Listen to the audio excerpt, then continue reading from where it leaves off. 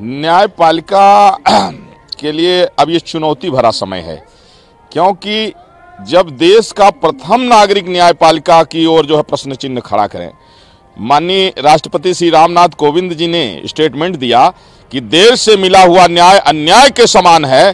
तो जब राष्ट्रपति जिस देश का न्यायपालिका से वो विश्वास में संदेह जताए, निश्चित रूप से आम जनमानस उससे आहत है। और ये केवल हिंदू पक्ष नहीं, दोनों समुदाय आहत है। दोनों समुदाय चाहता है कि फास्ट ट्रैक में सुनवाई हो। अगर फिर से नॉर्मल रवैया अगर न्यायपालिका बरतेगी तो निश्चित रूप से अंतर्कलह की स्थिति उत्पन्न हो सकती है और न्यायपालिका से लोगों का विश्वास खत्म हो जाएगा। इसलिए ऐसा नहीं होना चाहिए।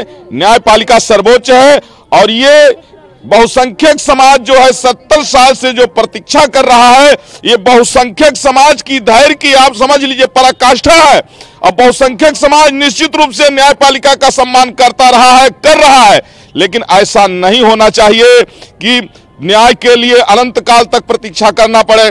क्या ये न्यायाधीश इतने जो मर चुके हैं, क्या उनके अंदर ये एबिलिटी नहीं थी? क्या उनके अंदर जो है वो क्षमता नहीं थी कि इस मामले को गंभीरता से लेते? जहां गोलियां चल चुकी हैं इस मामले में, कितने लोगों की जानें जा चुकी हैं, तो क्या सुप्रीम कोर्ट जनभावनाओं का आदर करना नहीं चाहता है? क्या सुप्रीम कोर्ट ये चाहता है कि लोकतांत्रिक व्यवस्था खत्म हो जाए? क्या सुप्रीम कोर्ट ये चाहता है कि आपस में दोनों समुदाय लड़ करके मर जाए? अगर ऐसा नहीं है, यदि सुप्रीम कोर्ट भारतीय संस्कृति की रक्षा करना चाहता है, यदि न्यायपालिका जो है लोकतांत्रिक व्यवस्था को बनाए रखना चाहती है, यदि न्यायाधीश चाहते हैं शांति व्यवस्था कायम रहे, तो निश्चित रूप से हम संविधान का आदर करते रहे हैं, करते रहेंगे। लेकिन ऐसा नहीं होना चाहिए कि कई पक्षकार मर गए, हिंदू पक्षकार भी और मुस्लिम पक्षकार भी। और आपको बता दूं, यहाँ हजारों की संख्या में पीएससी पड़ी है। उनका क्या काम है?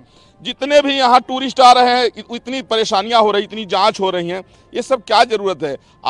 मैं ये नहीं कहता हूं, मैं हिंदू धर्माचार्य हूं, मैं अपने जो है ये नहीं कर रहा हूं कि हमारे पक्ष में आप करिए। आप निष्पक्ष करिए, आप साक्ष्यों के आधार पर, सबूतों के आधार पर, पुरातत्व विभाग ने जो जांच किया है उस जांच में जितने आपको साक्ष्य आपने कलेक्ट किया है उसके आधार पर जजमेंट करिए, लेकिन फास्ट ट्रैक में करिए। न्यायपालिका कहीं न कहीं से अपनी मर्यादा का उल्लंघन कर रही है।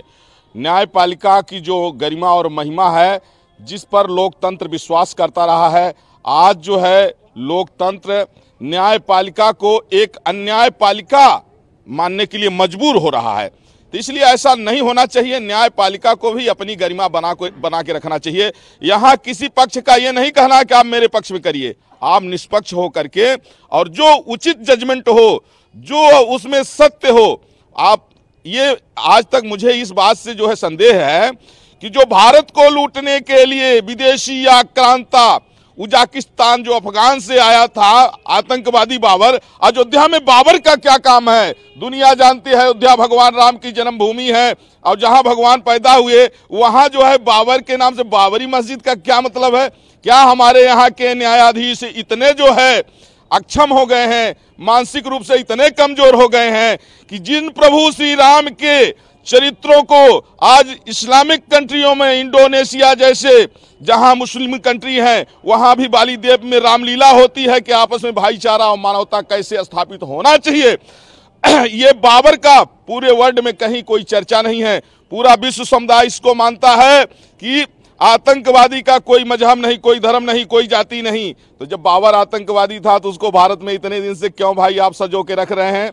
बाबर के लिए आप अयोध्या में क्यों जो है इतने दिन से क्या जजमेंट ये नहीं दे सकते हैं कि आतंकवादी के लिए हमारे देश में कोई जगह नहीं है? तो निश्चित रूप से न्यायपालिका अब गंभीर हुई है, पहली बार गंभीर हुई है, क्योंकि जब ये 4 को सुनवाई करना था और ये 10 को किए, उसी समय हम लोग ये उम्मीद जताए कि न्यायपालिका गंभीर है और पूर्ण तैयारी के साथ अब उतरना चाह रही है। क्योंकि न्यायपालिका को भी ये पता है कि जिस तरह से विवादित ढांचा के लिए लोगों को कानून हाथ में लेना पड़ा था, उसी तरह से यदि जनता उग्र हो जाएगी तो फिर दूसरा विवादित ढांचा न्यायपालिका होगा, उसको ढाना पड़ेगा। ऐसा है, मेरे कहने का अभिप्राय ये है कि राजनीतिक पार्टियों को, पक्ष और विपक्ष को, अपने निजी स्वार्थों से जनभावनाओं का आदर करते हुए ऊपर उठना पड़ेगा। कुछ पार्टी जैसे बीजेपी है, बीजेपी ने प्रॉमिस किया था कि रामलला हम आएंगे, मंदिर वहीं बनाएंगे। आज जो है मेयर से लेकर राष्ट्रपति तक सब बीजेपी के हैं। आज जब राम मंदिर की हम लोग डिमांड करते हैं कि आप इस पर जो है ऑर्डिनेंस ले आइए, आप इस पर कुछ आप जो है तो करिए, तो कहते हैं कि नहीं, जब न्यायपालिका से जो है कोई डिसाइड हो जाएगा तब हम लोग कदम उठाएंगे। तो ये जिस समय ये वोट मांग रहे थे उस समय ये नहीं कहे थे कि न्यायपालिका से जब हो जाएगा, तो उस समय तो कह रहे थे कि हम बहुमत में आएंगे तो राम मंदिर बनाएंगे।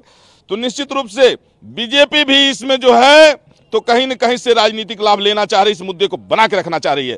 और कांग्रेस इत्यादि जो पार्टी है, विपक्ष, वो भी अपने निजी स्वार्थों में वोट बैंक के लिए कि हमको मुस्लिमों का वोट मिल जाएगा, तो वो लोग भी जो है इसमें जो अड़ंगा डाल रहे हैं। जैसे कपिल सिब्बल की आप बात कर रहे थे, निश्चित रूप से चाहे पक्ष हो या विपक्ष हो, सत्ता पक्ष हो या कांग्रेस इत्यादि पार्टियां हो, सारी पार्टियों को निजी स्वार्थों से ऊपर उठ करके जन भावनाओं का आदर करना होगा। यदि ऐसा नहीं करती हैं तो अब वोट दो आधार पर पड़ेगा।